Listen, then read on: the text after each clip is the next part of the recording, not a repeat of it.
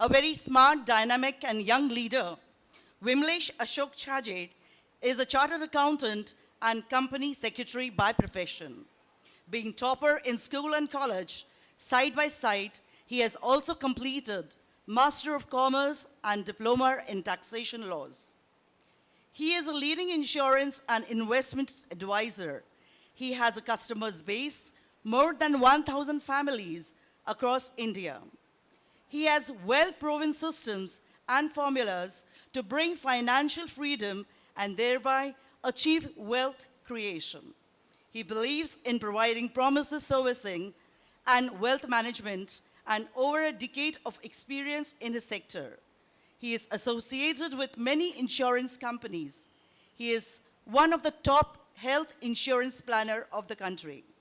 He has won more than 300 press. Yes, इतनी छोटी सी उम्र में एक डायनामिक लीडर बनना अपने आप में बहुत बड़ी कौशलता है. So he has won more than 300 plus awards in insurance as well as finance field. कहते हैं मूर्ति लहान पर कीर्ति महान, ऐसे विमलेश अशोक छाजड़ को मैं आमंत्रित करती हूँ मंच की ओर. राउंड अप्लॉज, तालियों के गड़गड़ाहट के साथ I present Vimlesh Ashok Chajed. Thank you so much for the lovely introduction.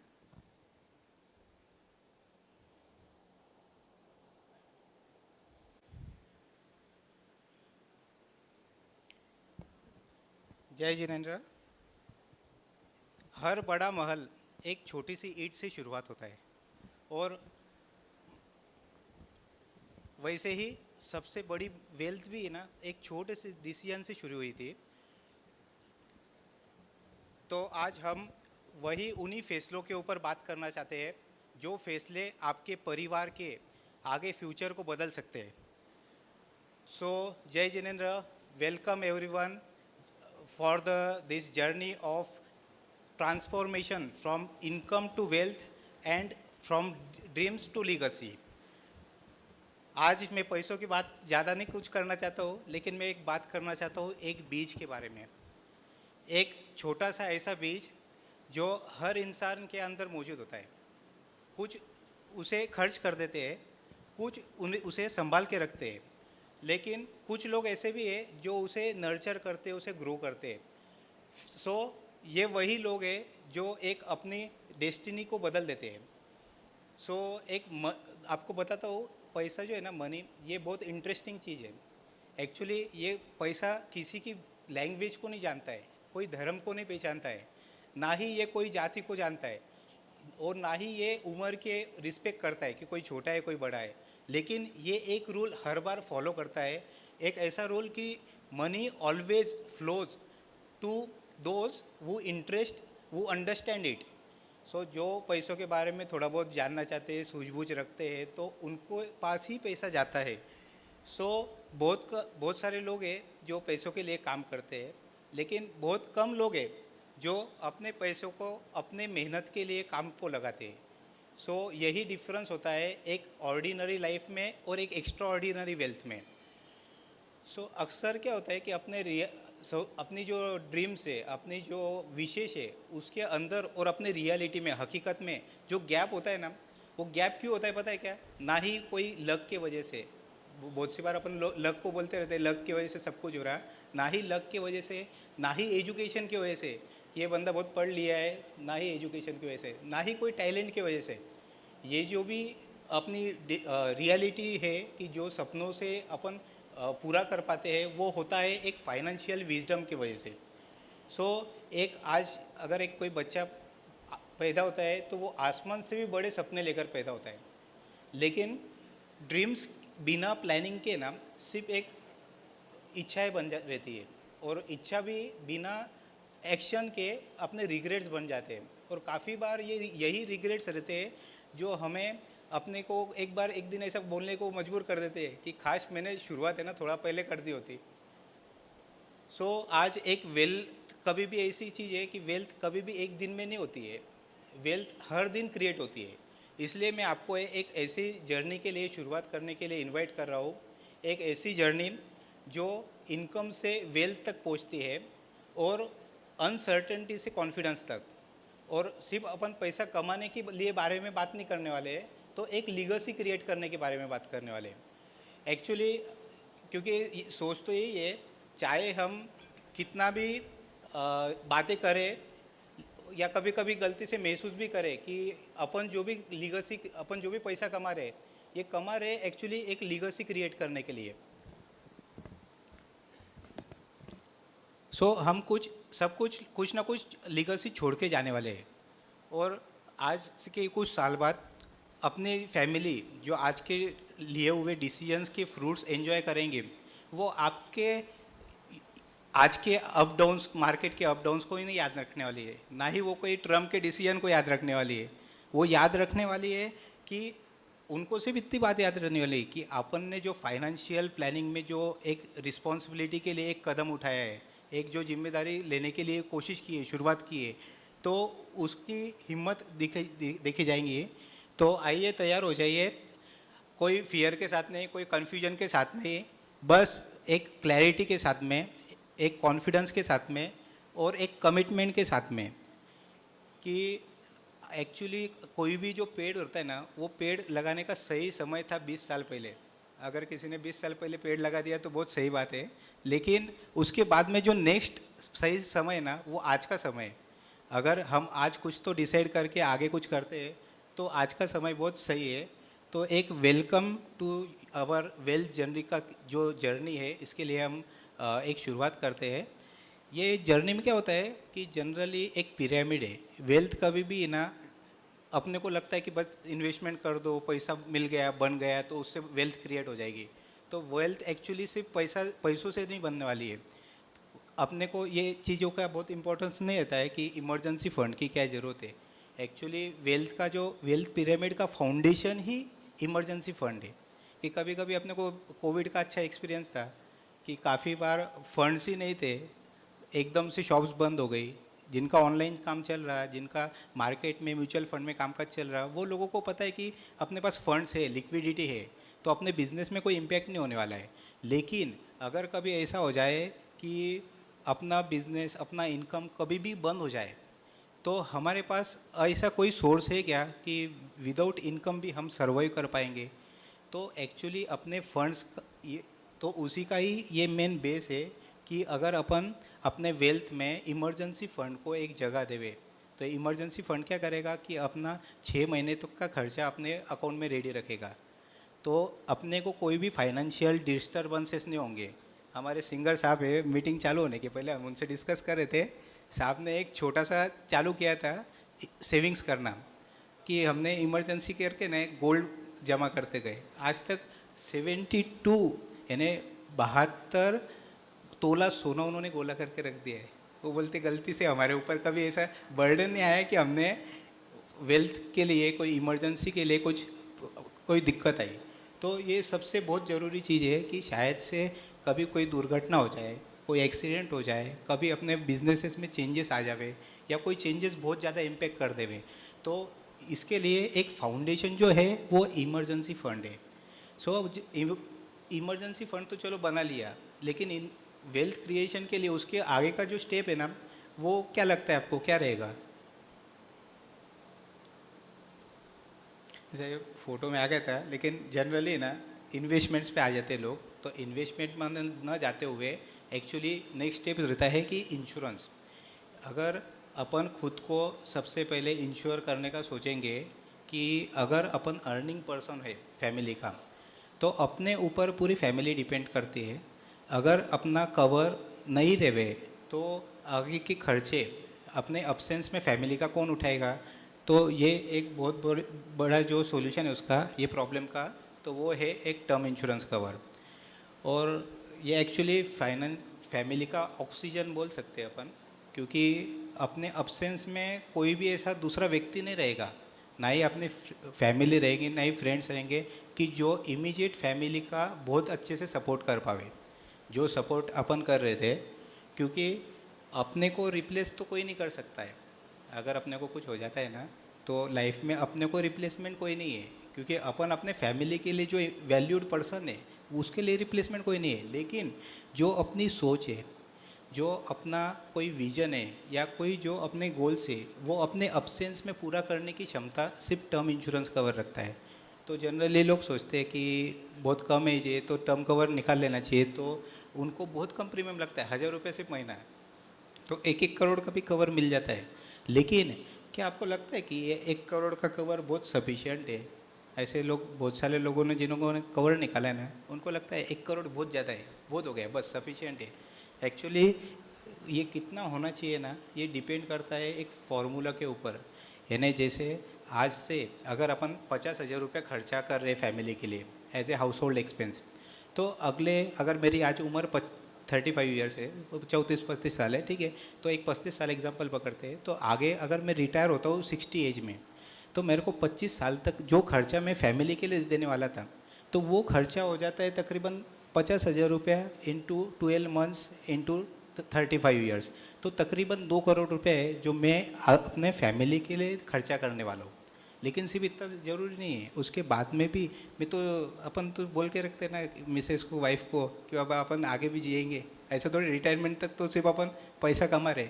तो रिटायरमेंट से लेकर आगे जो अपनी लाइफ एक्सपेक्टेंसी है, सपोज 80 ईयर्स है, तो तब तक का भी खर्चा 1 करोड़ रुपये पकड़ लो। फिर बाद में बच्चे हैं, उनका एजुकेशन है, उनका मैरिज है, उनका भी कुछ खर्चा है, उनका भी 1 करोड़ पकड़ लेते हैं। किसी ने हाउसिंग लोन लिया है, ठीक है, हाउसिंग लोन आज बैंक सिक्योर करके देते हैं, तो उसका कवर अपन छोड़ देते हैं। अपन ने कार लोन लिया है, कार लोन शायद 14 लाख का कार लिया है, तो कुल मिला के अपना जो टोटल जो अपना असेट्स है वो तकरीबन हो जाता है 4 करोड़ 14 लाख। लेकिन इसमें से अगर समझो मेरे पास कुछ 1-2 करोड़ की असेट में भी तब तक क्रिएट करके रख दो, तो होगा क्या कि टोटल अगर कैलकुलेशन किया जाए कि 2 करोड़ 14 लाख की, तो मेरी 4 करोड़ 14 लाख की रिस्पॉन्सिबिलिटी थी, उसमें से कुछ असेट्स जो है वो असेट्स हो गए तकरीबन 2 करोड़ के, तो नेट रिस्पॉन्सिबिलिटी 2 करोड़ 14 लाख की है। और जो जिन्होंने 1-1 करोड़ का कवर लिया हुआ रहता है, तो वो 1 करोड़ का अगर कवर उसमें से कम कर देते हैं, तो फिर भी हम अंडर इंश्योर्ड है। तो अंडर इंश्योर्ड कितने से है, तो 1 करोड़ 14 लाख से। ये कैलकुलेट करना हर व्यक्ति के लिए अलग अलग है कि उनका मंथली एक्सपेंस कितना है, उनके ऊपर कितनी रिस्पॉन्सिबिलिटीज़ है, उन्होंने कितना असेट्स क्रिएट किया हुआ है। और एक जनरली कुछ थंब रूल भी है कि अपने एज के हिसाब से कंपनीज टर्म कवर देती है। सो ये तो एक हो गया कि टर्म इंश्योरेंस कवर, कि अपने अब्सेंस में जो अपने को कोई रिप्लेसमेंट तो नहीं है, लेकिन अपने अब्सेंस में भी जो अपनी सोच है, जो अपने गोल्स है, वो पूरे करने की जो क्षमता है, वो एक ये टर्म इंश्योरेंस कवर में। सो दूसरी बात आती है कि टर्म कवर तो ठीक है कि भाई जाने के बाद पैसा देगा, लेकिन अगर हम जीवित है या हमें कुछ भी तकलीफ होती है, क्योंकि हम बोलते हैं कि सबसे बड़ी वेल्थ जो है वो तो हेल्थ है। अगर अपनी हेल्थ बहुत अच्छी है तो बहुत बढ़िया है, लेकिन कभी अगर गलती से एक आधा छोटा सा कोई खर्चा आ जाता है, तो हेल्थ इंश्योरेंस में ऐसा कि अपने फैमिली का या अपना पूरा लाइफ का जो भी सेविंग्स है वो कभी भी गायब हो सकता है। यानी अपन आज सोचते हैं कि अपन ने बहुत सेविंग करके पैसा बचाया, 10-20 साल मेहनत की, 50 साल मेहनत की, लेकिन शायद एक कोई बड़ा खर्चा 30-40 लाख का खर्चा पूरा सेविंग्स गायब कर सकता है। सो इसके लिए कोई भी बड़ा सब्स्टिट्यूट नहीं है। अगर आज इंडिया में अपन सर्वे करते हैं ना, तो पता चलता है कि सिर्फ 10% लोग ऐसे हैं कि जिनके पास 5 लाख रुपए लिक्विड कैश है। और आज जनरली जिन्होंने कवर लिया है, क्योंकि कोविड के बाद में इम्पोर्टेंस बहुत बढ़ गया था हेल्थ इंश्योरेंस का, तो लोगों ने कवर निकाल के भी रखा, लेकिन कवर निकाला तो 5-10 लाख का ही निकाला। और एक्चुअली 5-10 लाख के कवर में कोई बड़े खर्चे कवर नहीं होते, तो वो उसको भी हम टॉपअप अगर करके रखें कि 40-45 लाख, तो एटलीस्ट 50 लाख का कवर हो जाता है। और ये जो टॉपअप कवर है, टॉपअप कवर बहुत कम मिनिमम प्राइस में आ जाता है कि 2-3 हज़ार रुपये प्रीमियम देना है, लेकिन एक अपना फैमिली का पूरा कवर 50 लाख तक का होना बहुत रिकमेंडेड है, बहुत ज़रूरी है। क्योंकि ऐसा भी होता है कभी कभी कि 20-25 लाख का खर्चा किसी फैमिली मेम्बर का आ जाता है, तो अपन, ये तो एक बुरी बात है, कहने की बात नहीं है, लेकिन सगे भाई का भी खर्चा कभी उठाने के लिए अपने को बर्डन हो सकता है। तो इसको भी कोई सब्स्टिट्यूट नहीं है कि हेल्थ इंश्योरेंस होना बहुत ज़रूरी है, 50 लाख का भी कवर होना चाहिए। लेकिन जनरली क्या है कि अपन टर्म इंश्योरेंस और हेल्थ इंश्योरेंस ये दो चीज़ें समझ के तो निकाल लेते हैं। इसके आगे मेन शुरुआत होती है कि जो अपना फाइनेंशियल सर्कल है वो कभी भी सिर्फ हेल्थ इंश्योरेंस और टर्म इंश्योरेंस से पूरा ही नहीं होता है। ये एक ऐसा चीज़ है कि वो सर्कल पूरा करने के लिए एक इम्पोर्टेंट चीज़ है पर्सनल एक्सीडेंट कवर। गवर्नमेंट ने इसके ऊपर बहुत मेहनत किया था। उसके ऊपर गवर्नमेंट ने ना एक प्लान भी लॉन्च किया था, प्रधानमंत्री सुरक्षा बीमा योजना। एक्चुअली सिर्फ 12 रुपये का ही कवर रहता है। बैंक में से जाओ तो बैंक वाले 2-2 करोड़ तक का कवर दे देते हैं अगर कभी गलती से एक्सीडेंट में डेथ हो जाए या कभी डिसेबिलिटी आ जाए। लेकिन लोग बोलते कि बाबा हेल्थ इंश्योरेंस है, हॉस्पिटल का खर्चे सब उसमें से मिल जाएगा, या तो टर्म कवर भी है, कुछ हो जाता है तो फैमिली को 1 करोड़ 2 करोड़ मिल जाएगा। लेकिन ये जो चीज़ है ये उसके आगे बढ़कर है। एक्सीडेंट डेथ कवर ऐसा चीज़ है, ऐसा सिनारियो है कि अगर कभी गलती से, एक ऐसा लाइव एग्जांपल लेते कि ये राजेश भाई की कहानी है। ये रोज़ ऑफिस जाते हैं और गलती से इनका एक्सीडेंट हो जाता है। इनको 6 महीने तक कुछ भी नहीं करते आता है, और या तो उनकी इनकम भी बंद हो गई और खर्चे भी चालू है और सब रिस्पॉन्सिबिलिटी चालू है कि भाई साहब ने लोन लिया हुआ है, गाड़ी का, घर का EMI पे करना है। तो और एक्चुअली व्यक्ति तो गया भी नहीं है। अगर कोई व्यक्ति की डेथ हो जाती है ना, तो वो व्यक्ति कम हो जाता है फैमिली में, तो उसका खर्चा ख़त्म हो जाता है, बंद हो जाता है। लेकिन एक्सीडेंट हो जाने के बाद में, डिसेबिलिटी आने के बाद में कभी कभी ऐसा हो जाता है कि खर्चे बहुत बढ़ जाते हैं और वो व्यक्ति सोचता है इनकम बंद हो गई, खर्चा चालू है। तो ये ऐसे ट्रिकी सिचुएशन में है ना, जो पुराना गवर्नमेंट का प्रधानमंत्री योजना था वो कई हद तक ही काम आता है जब डेथ होती है या कभी परमानेंट डिसेबिलिटी होती है तो। लेकिन अगर उसको पार्शियल डिसेबिलिटी है, या तो परमानेंट नेचर की है या तो कोई भी कारण से इनएक्टिविटी है। सो बेसिकली जो भी व्यक्ति इनकम अर्न कर रहा है वो 18 साल से लेकर 64 साल तक हो जाए, तो उनके लिए ना एक मॉडर्न एक्सीडेंट प्लान निकाला था। तो एक्सीडेंट प्लान में ऐसा है कि अपने को लगता है कि बाबा ये ठीक है, ये बंदा ऑफिस जा रहा, कभी इसका एक्सीडेंट हो गया, कुछ हो गया। लेकिन एक पूरे इंडिया का एक सर्वे है कि तकरीबन, अपन ने भी कभी काउंट नहीं किया होगा, 60 एज की उम्र तक तकरीबन अपन 60,000 से ज़्यादा बार, ये एक एवरेज अमाउंट ये है, नंबर्स है, लेकिन 60,000 से ज़्यादा बार रोड क्रॉस करते हैं। और ज़रूरी नहीं कि हर बार अपने को अपने वजह से कुछ तकलीफ होने वाली है। शायद तक सामने आने वाले 2 व्हीलर की वजह से या 4 व्हीलर की वजह से, उसके वजह से भी होने वाले चांसेस का जो मिस्टेक है उसका चांसेस कुछ ना कुछ परसेंटेज है। सो अगर अपन इनकम अर्न कर रहे हैं ना, तो जैसे रिटर्न फाइल करना इम्पोर्टेंट क्यों रहता है, तो उसकी ये भी एक वजह है कि अगर अपन इनकम अर्नर पर्सन है तो अपने को है ना कभी कभी ऐसे प्लान भी मिल जाते हैं जहाँ पे अपना इनएक्टिविटी की वजह से या कोई भी वजह से जहाँ इनकम बंद हो जाता है, जहाँ अपन काम नहीं कर पाते, तब तकरीबन 1 लाख रुपया, अगर 1 करोड़ का कोई प्लान लिया है तो 1 लाख रुपया हर महीना अगले 100 महीने तक पैसा मिलेगा। या तो कोई डिसेबिलिटी आती है, बीमारी होती है, फ्रैक्चर होता है, या बच्चों का एजुकेशन का खर्चा है, बहुत सारे चीज़ों के लिए बहुत सारे फीचर्स दे के रखे कि जो डिसेबिलिटी के काम में अपन सोचकर भी अपने को कवर नहीं देंगे। क्योंकि हेल्थ इंश्योरेंस से तो हॉस्पिटल का खर्चा मिल गया है, लेकिन आगे का जो खर्चा है, अभी गवर्नमेंट कभी कभी 2 करोड़ रुपया, 1 करोड़ रुपया तो प्लान लॉन्च नहीं करते थे, लेकिन अभी अगर ऐसे कोई ऑप्शन आवे कि जहाँ पे 1 करोड़ डायरेक्ट ही मिल जाए अपने को, तो क्या होता है कि कभी कभी ऑनलाइन फ्रॉड होने के भी चांसेस होते हैं कि चलो वो व्यक्ति को कुछ तकलीफ हो गई और 1 करोड़ रुपया डायरेक्ट आ गए, तो वो फैमिली में कभी कभी ऑनलाइन फ्रॉड हो गए, सीनियर सिटीजन से उनके साथ हो जाते, कभी कभी टेक्निकल पर्सन के साथ भी कुछ किस्से हो जाते। तो और कभी कभी तो अनवांटेड रिलेटिव्स भी क्रिएट हो जाते हैं कि बाबा चलो इनके पास 2 करोड़ रुपये आ गए, इनको कुछ तो परमानेंट डिसेबिलिटी हो गई थी, लेकिन इन कंपनी से 2 करोड़ आ गए। तो जो पहले 5-6 महीने में कॉल करते थे, मैसेज करते थे, तो वो लोग भी कभी कभी अनवांटेड रिलेटिव करके बन के आ जाते हैं। वो शायद कभी कभी गलत सलाह भी दे देंगे, अरे जान दो शेयर्स में डाल दो, थोड़ा पैसा बन जाएगा, या तो कोई एक आधे F&O के इसमें टिप में पैसा गड़बड़ भी कर सकते हैं। तो क्या है कि कंपनी ने ये बहुत सारी चीज़ें ध्यान में रखी कि टर्म इंश्योरेंस में क्या ड्रॉबैक था, कंपनीज तुरंत ही पूरा पैसा नॉमिनी को दे देते थे कि डेथ हो गया। हेल्थ इंश्योरेंस में हॉस्पिटल का खर्चा पूरा मिल जाता था, वो तो हॉस्पिटल को मिलता था। टर्म इंश्योरेंस में नॉमिनी को मिलता था। लेकिन पर्सनल एक्सीडेंट कवर में कंपनी ने क्या किया कि 1 करोड़ डायरेक्ट न देते हुए हर महीना 1-1 लाख रुपए देते रहेंगे, वो भले ही 100 महीने तक देते रहेंगे, ताकि क्या होगा कि वो ये सब प्रॉब्लम्स सॉल्व हो जाएंगे। सो एक ये बहुत इम्पोर्टेंट कवर था कि जहाँ पे अपन है तो जिंदा, सिर्फ एक्सीडेंट हुआ, कुछ तो भी डिसेबिलिटी आई, हॉस्पिटल का खर्चा अपने को हेल्थ इंश्योरेंस में मिल गया है, अपना डेथ भी नहीं हुआ है, लेकिन ऐसे ट्रिकी सिचुएशन में ये एक ही प्रोडक्ट है जो हेल्थ इंश्योरेंस, टर्म इंश्योरेंस के बाद में अपने को सपोर्ट करने वाला है। और उसके बाद में जो मोस्ट वैल्यूएबल चीज़ रहती है ना अपने लाइफ में, कि बाबा मैं एकदम मस्त घर बांधला, मैं बहुत बढ़िया घर बना चुका हूँ, लेकिन वो घर तो बना है लेकिन शायद उसका है ना अपन कभी इंश्योरेंस करना भूल जाते हैं। मैंने अभी एक नासिक के फ्लैट का 3.5 करोड़ की प्रॉपर्टी का फ्लैट है, उसमें से प्रीमियम 3,000 रुपये आता है, मात्र 3,000 रुपये। वो बोले बाबा पैसा ले लो, ये बोले महीने का है क्या, उनको बोलना बड़ा साल का है।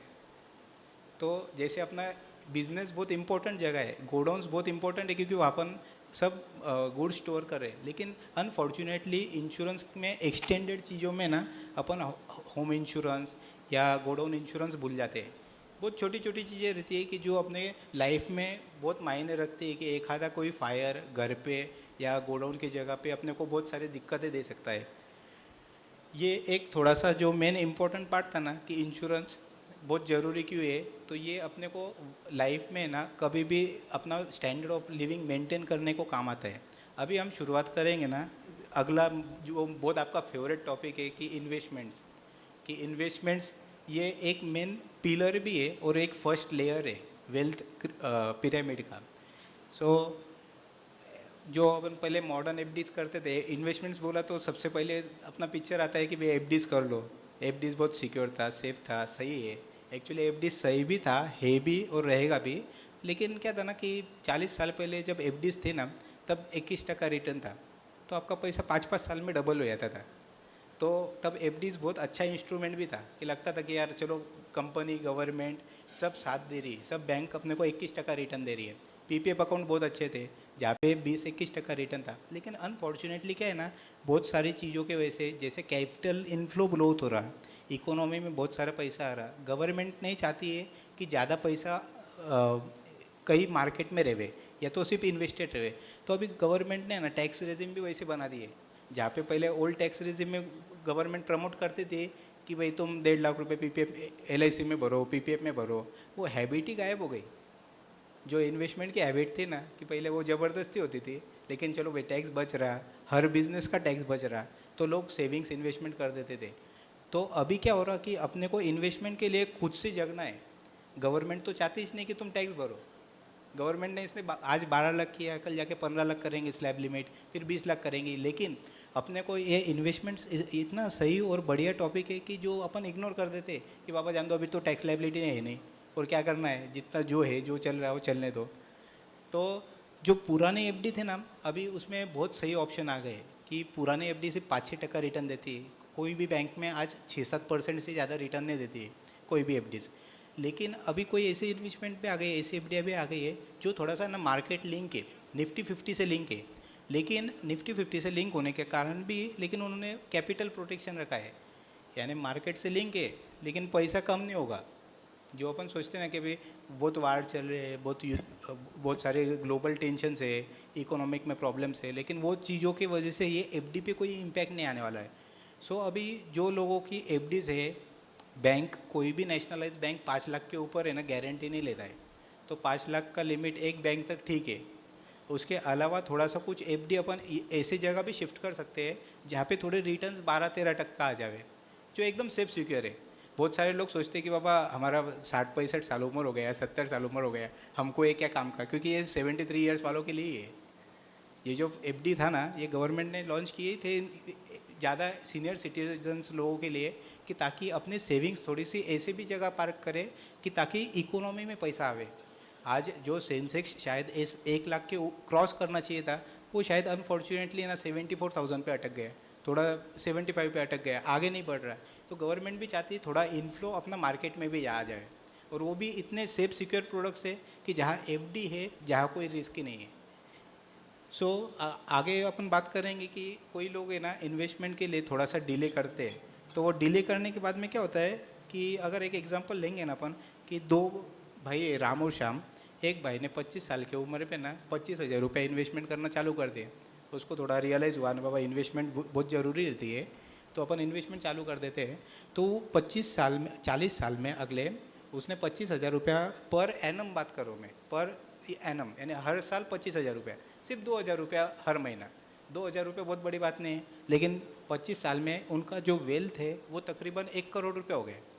और वही उसके भाई ने शुरुआत में बहुत बाकी चीज़ों पे ध्यान दिया कि भाई चलो मेरे को खर्चे बहुत है, थोड़ा एंजॉयमेंट भी कर लेते, घूम फिर लेते। तो वही उसके भाई ने उतना ही अमाउंट का चालू किया इन्वेस्टमेंट, 25,000 का, 35 में चालू किया। दोनों की उम्र 25 साल थी, लेकिन ये भाई साहब ने 10 साल बाद लेट चालू किया। तो लेट चालू करने की वजह से, और अपन ने सिर्फ 10% रिटर्न पकड़ा है मोटा मोटी, तो 10% से भी ना इनका जो वेल्थ बना ना दूसरे भाई साहब का, वो सिर्फ 40 लाख ही बढ़ा। तो तकरीबन 60 लाख रुपए कम बना। ये क्यों बना? जस्ट उन्होंने लेट चालू किया। तो ये जल्दी चालू करना और लेट चालू करने का बहुत बड़ा डिफरेंस है।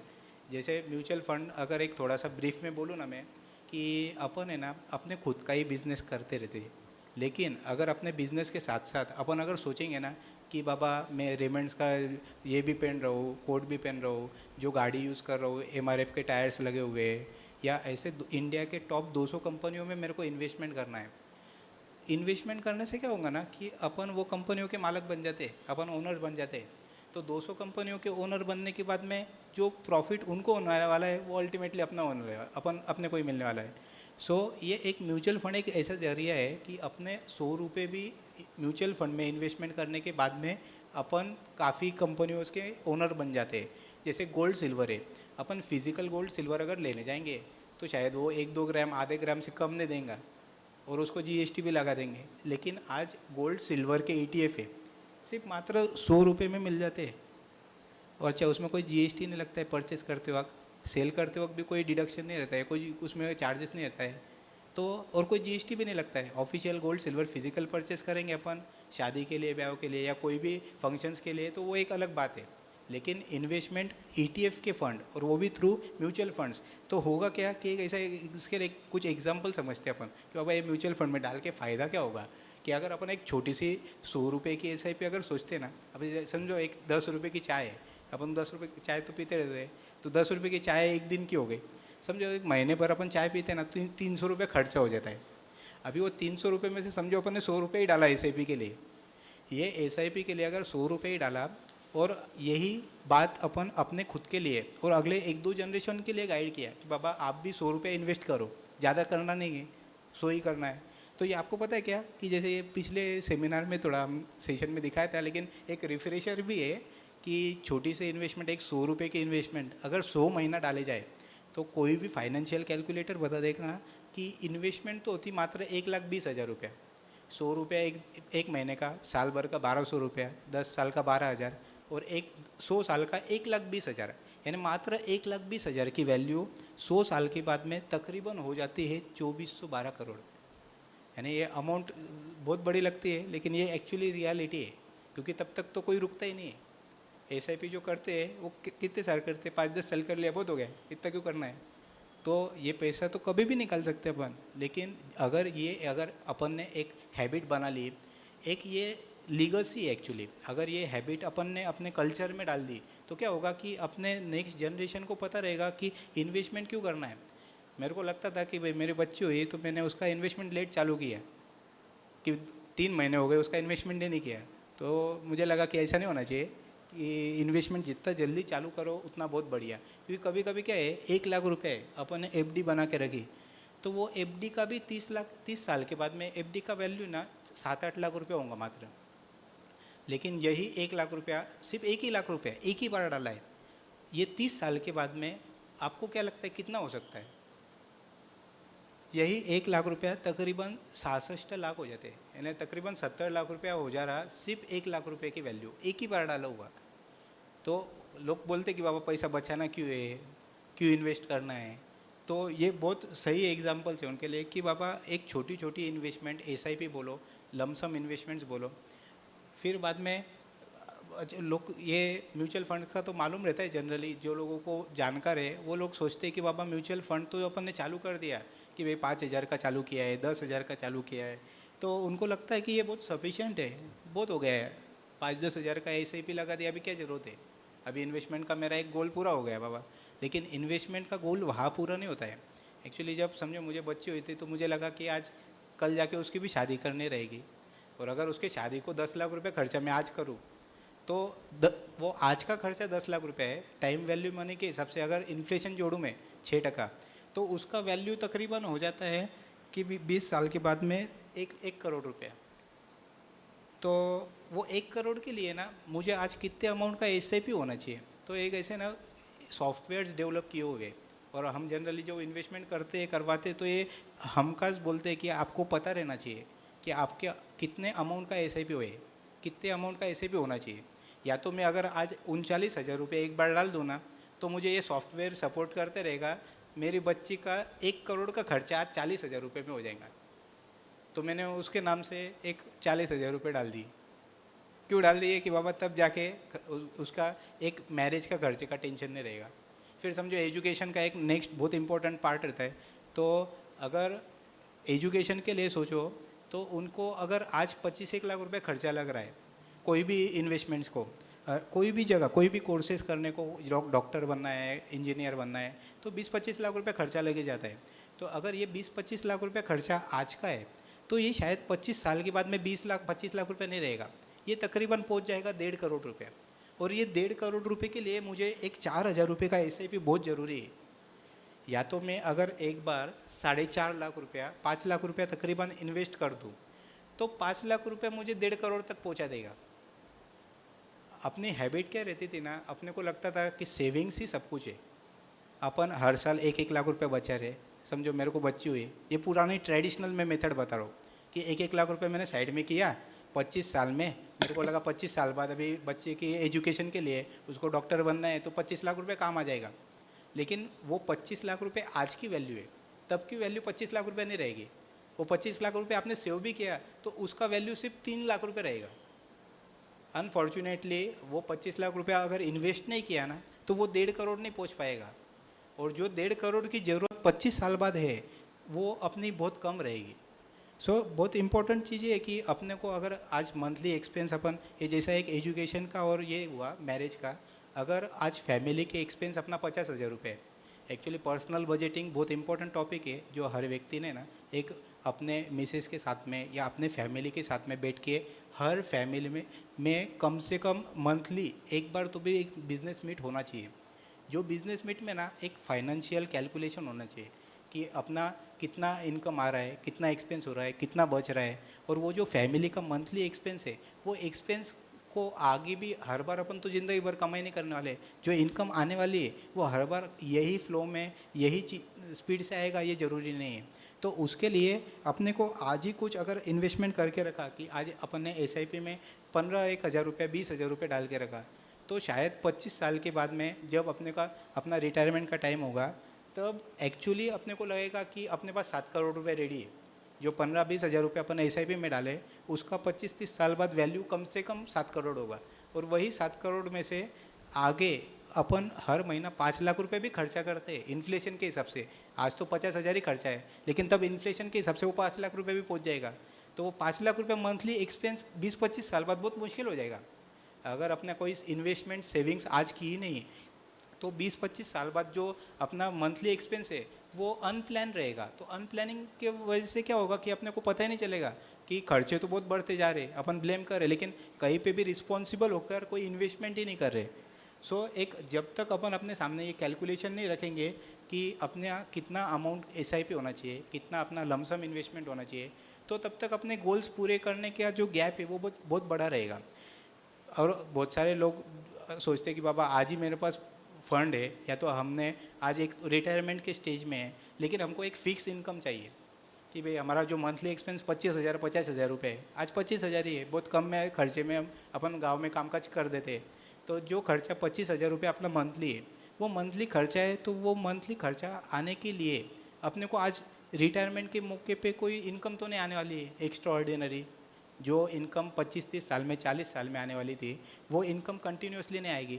तो अपन एक SWP के फॉर्मेट में हर महीना पैसा विड्रॉ करने के बाद भी अपना पैसा बनता है, जिसको एक सिस्टमेटिक विड्रॉल प्लान बोलते हैं, कि जहाँ अपना पैसा ऑलरेडी बन चुका, यानी जो पहले से अपन पहले स्लाइड्स में अपन पैसा बना रहे थे, वो पैसा बना रहे थे इसीलिए कि कभी जाके अपने को जो भी खर्चे लगेंगे, जो भी अपना मंथली एक्सपेंस फैमिली के लिए रिटायरमेंट के लिए सोचा था, तो वो पैसा खर्चा भी तो करना है। तो वो खर्चा करने के लिए अपने पास समझो किसी ने आज 25 लाख रुपए डाला, तो ये एग्जाम्पल में ना 30 साल के बाद में हर महीना 25,000 विड्रॉ करने के बाद भी अपना 90 लाख रुपए तो विड्रॉ हो गया, फिर भी अपने खाते में तकरीबन 4 सवा 4 करोड़ रुपया रहेगा। तो ये पैसा जो है ये अपने को लाइफ टाइम अपने फैमिली एक्सपेंस के लिए काम आने वाला है। और एक्चुअली क्या है, अपन बोलते हैं ऐसा कि भाई अपन रिटायर हो गए, एक्चुअली कोई रिटायर होता नहीं है। रिटायर होना भी है तो आप रिटायर हो, लेकिन किस चीज़ से? सिर्फ वर्क से, काम से, लेकिन पैसों से नहीं। पैसा तो तभी भी आते रहना चाहिए। तो रिटायरमेंट की एक्चुअली प्लानिंग है ना, रिटायर होने के बाद में कभी नहीं स्टार्ट करना चाहिए। ये इसका प्लानिंग ही तब स्टार्ट होती है जब अपन अर्निंग चालू करते हैं। तो बेसिकली तभी वो इतना फ्रूटफुल हो सकता है कि जब अपन ने उसकी वो चीज़ की शुरुआत बहुत अच्छे से कर दी। तो वो शुरुआत करने के लिए कभी कभी क्या है कि बाबा ये सब चीज़ें तो ठीक है, कोई कभी कभी क्विक मनी के बहाने भी लोगों को बहुत इंटरेस्ट रहता है कि भाई नहीं ऐसा नहीं, अभी तो कभी किसी को कॉल करो ना तुरंत आता है कि भाई 25 दिन में पैसा डबल। तो कुछ कंपनियां इंडिया में ऐसे भी है कि जो आईपीओ के माध्यम से ना एक्चुअली ग्रे मार्केट में पैसा बना के भी देती है, डबल भी देती है। अभी रिसेंटली 2-3 साल से तो मार्केट डाउन था, तो बहुत अच्छे आईपीओज नहीं आए थे। लेकिन अगर जब इंडिया की ग्रोथ अच्छी हो जाएगी, वापस से रिकवरी चालू हो जाएगी, तो ऐसे आईपीओज आने के बाद में शायद तक अभी 3-3 दिन में भी पैसा डबल होता है। और जो लोग मार्केट के जानकार हैं उनको पता भी है कि आईपीओ में भी पैसा बनता है, सिर्फ अलॉटमेंट लॉटरी बेसिस पे है कि अपने को शेयर्स लग गए तो अपने को शेयर्स मिलते हैं, गेंस मिलता है। वैसे ही अगर किसी ने आज तक कभी कोई इन्वेस्टमेंट है ना, जिन्होंने जैसे अपने हमारे सिंगर साहब ने तो कर दी थी, बहुत स्मार्ट है वो, पहले से उन्होंने अभी तक 72 तोला सोना गोला करके रख दिया। वो बोले अनाउंस मत करना, बोला ठीक है, लेकिन उनके परमिशन के बिना मैं बता रहा हूँ। ये बहुत सही चीज़ है। एक्चुअली हमने भी ना तकरीबन 125 लोगों की ऐसी इन्वेस्टमेंट की थी कि तकरीबन 2-2.5 लाख रुपया इन्वेस्टमेंट हुआ, लेकिन उसका आज का वैल्यू 15 लाख रुपये है। और गोल्ड ऐसी चीज़ है ना कि उसको कभी बेचना ही नहीं चाहिए, गोल्ड सिल्वर। मैंने 4-5 साल पहले ना एक भाई साहब को बोला था कि बाबा गोल्ड मत बेचो। अभी मेरे को पता नहीं था वो कितना वैल्यू था, क्या था। वो मेरे को अभी पिछले महीने आके बोले थे भाई साहब, अरे वो सर बोले वो बहुत भारी काम हो गया अपना। बोला क्या भारी काम हुआ? नहीं, बोले अपन ने जो गोल्ड लिया था ना तब तो 18 लाख का लिया था, अभी 54 लाख हो गए। बोला वाह यार। नहीं, मेरे को बाद में पता चला ये इन्वेस्टमेंट की वैल्यू क्या स्पीड से बढ़ सकती है। और जब गोल्ड सिल्वर डाउन होता है ना तब अपन सोचते हैं बाबा अभी क्यों लेना है, थोड़ा और कम हो जाएगा फिर बाद में लेवे। तो एक्चुअली गोल्ड सिल्वर ऐसी चीज़ ही नहीं है कि आप उसको प्राइस देख के लेवे, उसको बिना प्राइस देख के ही लेना चाहिए। अपने क्षमता के हिसाब से जो भी है हर महीना कंपलसरी परचेस करना ही चाहिए। भले आप फिजिकल ना लो तो डिजिटल ETF फंड्स अवेलेबल है, बहुत एकदम 100 रुपये के भी है। कि बहुत सारे लोगों के अपने जैसे कोई पान वाला है, कोई टपरी वाला है, तो वो टपरी चाय वाला की कभी हमने 100 रुपया डेली SIP चालू कर दिया। डेली पहले तो पावती रहती थी, वो पैसा जमा करते थे, भाई हमारा फाइनेंशियल प्लानिंग कितना चाहिए कि हम डेली पावती लगा दिए, एक आधी LIC पॉलिसी निकाल लिए, बस हो गए। लेकिन उनका जब ऐसा इन्वेस्टमेंट किया ना तो वो बंदे की भी 10-10 लाख रुपए वैल्यू हो गई आज। जो 4-5 साल पहले शुरुआत की थी तो उनका भी वैल्यू बहुत अच्छा बन गया है। तो एक्चुअली ये पोर्टफोलियो को एक बूस्टर देता है कि गोल्ड सिल्वर में इन्वेस्टमेंट होना ही चाहिए। कभी कभी बहुत बढ़िया इन्वेस्टमेंट भी रहती है, लेकिन वो बहुत बुरी भी बन जाती है। लोगों को डर भी लगता है कि बाबा ऐसे कुछ बहुत सारे प्लेटफॉर्म उड़ गए, बर्बाद हो गए। क्योंकि बिटकॉइन जैसी चीज़ शायद तक बहुत अच्छी थी, लेकिन वो किसी ने ना जानी नहीं, पहचानी नहीं। वो अगर गवर्नमेंट के ऑफिशियल कोई डेडिकेटेड ऐप्स है तो वहाँ से अगर परचेस की जाए ना तो वो बुरी नहीं थी। कोई इन्वेस्टर्स थे जिन्होंने 2-3 लाख रुपए लगाए और 1.25 करोड़ हो गए, लेकिन वो 1.25 करोड़ का भी आज 60 लाख हो गए। तो आज 50% बिटकॉइन अपसाइड से डाउन हो गए। तो एक अभी भी शायद है ना बहुत अच्छा पोटेंशियल है। क्योंकि 2-3 जो मेरे मेंटर्स हैं ना वो बोलते हैं कि आपका आज का 10-20 हज़ार रुपये जो अगर बिटकॉइन में डाला ना तो इसको है ना एक पार्टी के जैसा, बर्थडे पार्टी थी, खर्चा कर दिया ऐसा समझ के डाल दो, तो वो शायद तक 40-50 लाख 80 लाख बना देवे। तो एक वो तो था बिटकॉइन, उसको छोड़ दो, छोड़ भी दिया चलेगा, क्योंकि वो छोड़ के भूलने वाली बात है। 5-10 हज़ार रुपये डाला, खर्चा किया, भूल जाओ, पैसा बन गया, बहुत अच्छी बात। क्योंकि इंटरेस्ट रहता है अपने को पैसा जल्दी बनाने में। तो ठीक है, थोड़ा सा डाइवर्सिफिकेशन में एक आध टक्का, आधा टक्का उसको जगह दे दी, कोई बात नहीं। लेकिन कभी कभी ना लोग बोलते हैं यार बिना पैसों से भी कुछ वेल्थ बनती है क्या? तो मैं बोलता बन सकती है। अगर ऐसा गवर्नमेंट ने ना, अभी मुकेश अंबानी ने क्या किया था, एक जियोस्फीयर करके ना एप्लीकेशन लाया, उन्होंने ना फ्री में जियो कॉइन्स रखे। अपन कभी भी अपनी जो हैबिट्स रहती है ना, छोटी छोटी हैबिट्स, कि अपन ब्राउजिंग कर रहे हैं, यूट्यूब देख रहे हैं, तो वो यूट्यूब पे ना देखते हुए उनके एप्लीकेशन में देखो, अभी वो हमारा कोई पेड प्रमोशंस नहीं है, या तो मुकेश अंबानी से टाइप भी नहीं है, लेकिन ये मेरे को पर्सनली 10,500 कॉइन मिल गए जियो के। तो मुझे लगता है कि बाबा ऐसे भी कोई ऐप्स है जहाँ पे अपने को कुछ पैसा नहीं देना है, कोई इन्वेस्टमेंट नहीं करना है, फ्री सब्सक्रिप्शन है। जस्ट प्ले स्टोर में गए, क्या जियोस्फियर डाउनलोड किया, अपना ब्राउजिंग जैसा अपन करते हैं, जैसा यूट्यूब देखते हैं, कुछ भी करते हैं, तो उसमें सिर्फ सर्च करो तो उससे भी जियो कॉइन्स मिल जाएगा। और ऐसे बहुत सारी चीज़ें है कि जहाँ पे ना आपको कभी कुछ पैसा ही देना नहीं है। कभी कभी लोग बोलते कि बाबा मेरा 70 साल उम्र हो गया, 60 साल उम्र हो गया, मेरे को क्या करना है इन्वेस्टमेंट, मेरे पास तो कुछ भी नहीं, जो था वो सब कुछ है, सिर्फ मेरे पास घर पड़ा हुआ है। तो गवर्नमेंट ने ना ऐसा भी ऑप्शन लॉन्च किया था कि अब अगर आप रिवर्स मॉर्गेज करो ना, यानी घर को भी मॉर्गेज कर दो, तो गवर्नमेंट आपको इनकम देंगी। ये कभी तक ये चीज़ें पहुँची नहीं कभी किसी के पास। अपना तो घर पड़ा हुआ है, ऐसे ही पड़ा हुआ है, वो मॉर्गेज देती है तो गवर्नमेंट पैसा देती, यानी लोन कभी मांगती भी नहीं, और वो इनकम भी पास ऑन करते रहती है। और कभी कभी ये तो सब चीज़ें हो जाती है, फिर बाद में बोलते हैं कि बाबा कि कभी बच्चों के नाम से कुछ किया ही नहीं। तो एक जैसा एक इन्वेस्टमेंट्स अगर चिल्ड्रन प्लानिंग में अगर सोचो ना, तो जैसा एक SIP का बोला ही था, SIP लमसम है, इसके साथ साथ उनके नाम से भी ना, अभी वो इनकम तो अर्न नहीं करते, छोटे बच्चे 30 दिन की ही है, लेकिन फिर भी उनके नाम से अगर बर्थ सर्टिफिकेट है, डॉक्यूमेंट्स अगर बनाए हुए हैं, तो उनके नाम से भी अपने को कुछ लाइफ कवर मिल जाता है, अगर सब्जेक्ट टू पेरेंट्स का कवर है तो। और उनके नाम से भी अपन 90 दिन के बाद में हेल्थ इंश्योरेंस में ऐड करके रख सकते हैं। बहुत सी बार अपन भूल जाते हैं कि जान दो, फैमिली का फ्लोटर का हेल्थ इंश्योरेंस तो है, लेकिन बच्चों का इंश्योरेंस निकालना ध्यान में नहीं रहता है, क्योंकि बच्चा तो 3 महीने का हो गया है, साल भर का हो गया है, फिर कभी तकलीफ आती है तो पता चलता है हाँ कि फैमिली का तो था, उसका रह गया। तो उनका भी हेल्थ इंश्योरेंस कवर 90 दिन के बाद में अपन ऐड कर सकते हैं, और बहुत नॉमिनल कॉस्ट रहता है, 400-500 रुपया, 2-3 हज़ार, उसमें कोई ज़्यादा कॉस्ट इन्वॉल्व नहीं रहती है। लेकिन एक बहुत इंपॉर्टेंट पॉइंट था जो मिस हो गया था। और कभी कभी अपने को लगना है ना कि बिज़नेस में अपन 20-30% कमा रहे हैं, कभी कभी कोई बिजनेसेस में ना बहुत अच्छा पैसा भी रहता है, लेकिन बहुत बार आइडल फंड पड़ा रहता है, और अपने को इच्छा रहती है कि बाबा कि जैसे ऋतिक रोशन ने एक आधी कंपनी बहुत बड़ी शेयर्स इन्वेस्टमेंट कर दिया लिस्ट होने के पहले, शेयर्स ऐसे ले लिए जो IPO आने के पहले ले लिए। तो ऐसे सिनारियों में अगर सिर्फ अपने को कभी इंटरेस्ट है, तो एक आधी ऐसी कंपनी है नेशनल स्टॉक एक्सचेंज जिसमें पूरे इंडिया का ट्रेडिंग हो रहा है।